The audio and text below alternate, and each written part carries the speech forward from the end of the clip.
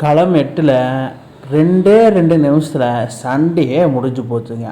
அந்த மாதிரி தான் இன்றைக்கி ராஜஸ்தான் வாசிஸ் ஆர்சிபி மேட்ச்சு ஜெய்ப்பூரில் ரொம்ப நாளுக்கு அப்புறமா இன்றைக்கி மேட்ச் நடந்தது. அது டே ஆஃப்டர்நூன் மேட்ச்சு. இந்த மேட்ச்சில் சம்பவம் இருக்குது அப்படின்னு சொல்லி ராஜஸ்தான் சொல்ல, ஆர்சிபி என்னது சம்பவமாக, லாஸ்ட் டைமே நாங்கள் தான் சம்பவம் பண்ணிட்டு போனால் அதில் விராட் கோலி சம்பவம் பண்ணார். என்ன தான் நடந்திருக்கு வாங்க பார்க்கல இந்த மேட்ச்சில். அதுக்கு முன்னாடி நம்ம சேனலை சப்ஸ்கிரைப் பண்ணிக்கங்க. இப்போ இந்த மேட்ச்சில் ராஜஸ்தான் டாஸ் வின் பண்ணுதா இல்லை ஆர்சிபி டாஸ் வின் பண்ணுதா அப்படின்னு சொல்லி பார்த்தா, வழக்கம் போல் ஆர்சிபி தான் டாஸ் வின் பண்ணுறாங்க. டாஸை வின் பண்ணது கையோட சூஸ் டு பவுல் ஃபஸ்ட்டுன்னு சொல்லிட்டாரு.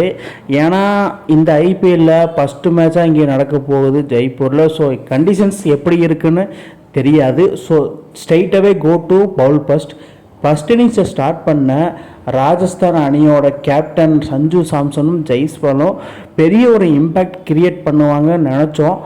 ஆனால் அவங்களால கொஞ்ச நேரத்துக்கு மேலே ஆட முடியல. சஞ்சு சாம்சன் அவங்களோட பார்ட்னர்ஷிப்லேருந்து வெளியே பெவிலியன் திரும்பிட்டார். அந்த பெவிலியனை கிளப்பியது யாருன்னு பார்த்தா நம்ம குர்னால் பாண்டியா. சஞ்சு சாம்சன் கடைசியாக 2 மேட்சாக பர்ஃபார்மன்ஸ் அவுட்ஸ்டாண்டிங்காக இருந்தது. பட் இந்த மேட்ச்சில் அவரோட ஃபார்ம் கொண்டு வரல. பட் ஜெய்ஸ்வால் கன்சிஸ்டிவாக அடிக்கிறாப்புல. ஏன்னா அவர் இந்த மாதிரி பர்ஃபார்ம் பண்ணியே தான் ஆகணும். அப்போனா தான் T20 வேர்ல்டு கப் 2026 செலக்ட் ஆவார். பட் இந்த மேட்ச் அடிக்கலைன்னா ஒன்றுமே பண்ண முடியாது. ஒரு காலத்தில் ஐபிஎல்லில் ஹையஸ்ட் ரன் ஸ்கோராக இருந்த ஜெய்ஸ்வாலுக்கு இந்த நிலைமையாக அது என்னென்னு தெரியல. வரப்போகிறவங்க எல்லாமே ஃபார்ம் அவுட்டு தான் இருக்கிறாங்க. பட் இருந்தாலும் ஒரு எண்டில் சஞ்சு சாம்சன் அவுட் ஆனாலும் அந்த கிரெடிட் யாருக்கு கொடுக்கணும்னா குர்னால் பாண்டியாவுக்கு தான் கொண்டு. செங்கல் சைக்கோவாக இருப்பான் குர்னால் பாண்டியா. ஒரு பால் 4 போனாலே போதும், அடுத்த பால் எரிஞ்சிருவான். பட் குர்னால் பாண்டியா வேறு லெவல்னு தான் நான் சொல்லுவேன். இப்போ லாஸ்ட் டைம் லக்னோவுக்கு பெருசாக எதுவும் பண்ணல. பட் இந்த டைம் நம்பிக்கை வச்சு ஆர்சிபி பேக் பண்ணாங்க. ஸோ அதனால் ஒரு பெரிய இம்பேக்டை கொடுத்துட்டாரு. பவர் பிளேலேயே சஞ்சு சாம்சன் விக்கெட் எடுத்து ஜெய்ஸ்வாலுக்கு ரொம்ப போட்டாப்புல. பின்னாடி ரியான் பராக் யாருமே பர்ஃபார்ம் பண்ணலை. பண்ண சமயத்தில் நம்ம ஜெய்ஸ்வால் பார்த்திங்கன்னா நிதானமான ஆட்டத்தை வெளிப்படுத்தி அவரோட 50யை கம்ப்ளீட் பண்ணார். இப்படியே ஜெய்ஸ்வால் ஒரு கம்ப்ளீட் இன்னிங்ஸ் பிளேயராக இருக்கணும்னு எல்லாருமே ஆசைப்படுறாங்க. ஐபிஎல் ஃபேன்ஸ் ஆகட்டும், இந்திய ஃபேன்ஸ் ஆகட்டும். ஏன்னா ஜெய்ஸ்வாலோட டேலண்ட்டு, பொட்டன்சியல், அக்ரஸிவ் எல்லாமே நம்மளுக்கு தெரியும். இன்க்ளூடு ரூத்லெஸ்ஸும் கூட. அவர் இந்த மாதிரி நிதானமான ஆட்டத்தை பின்னாடி துருவ ஒரு கம்ப்ளீட் இன்னிங்ஸ் ஆடினதுனால ராஜஸ்தான் 173க்கு 4 விக்கெட்டை இழந்து 20 ஓவருக்கு பண்ணாங்க. பட் இருந்தாலும் ஜெய்ஸ்வால் 75 ரன் அடிச்சிருந்தார். ஜெசன் ஹாசல் விட்டு 1 wicket. RCB நீடர் 174 runs to win.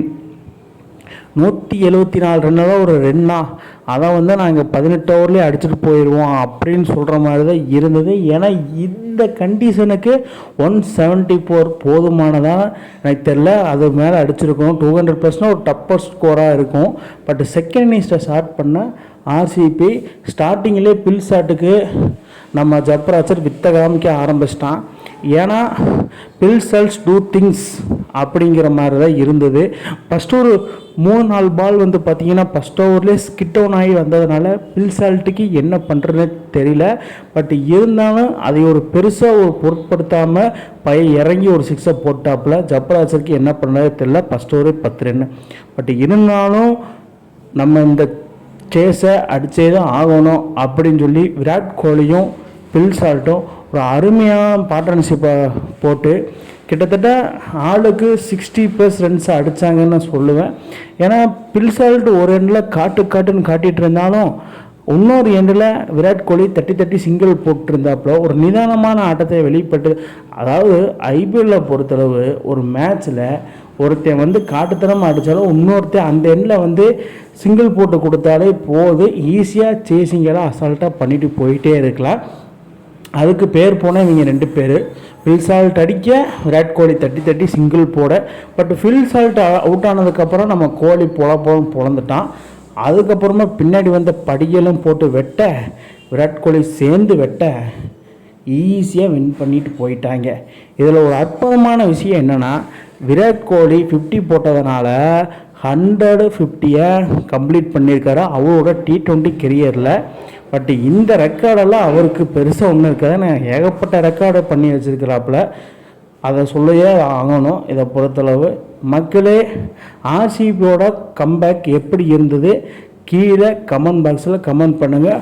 Top of the டேபிளை 3rd பிளேஸுக்கு மேலே போயிட்டாங்க ஆர்சிபி. இந்த மாதிரி இன்ட்ரெஸ்டிங் கிரிக்கெட் வீடியோவை தெரிஞ்சுக்க நம்ம சேனலை சப்ஸ்கிரைப் பண்ணுங்கள், லைக் அண்ட் கமெண்ட் பண்ணுங்கள். மேலும் மேலும் உங்களுக்கு வீடியோ வந்துகிட்டே இருக்கும்.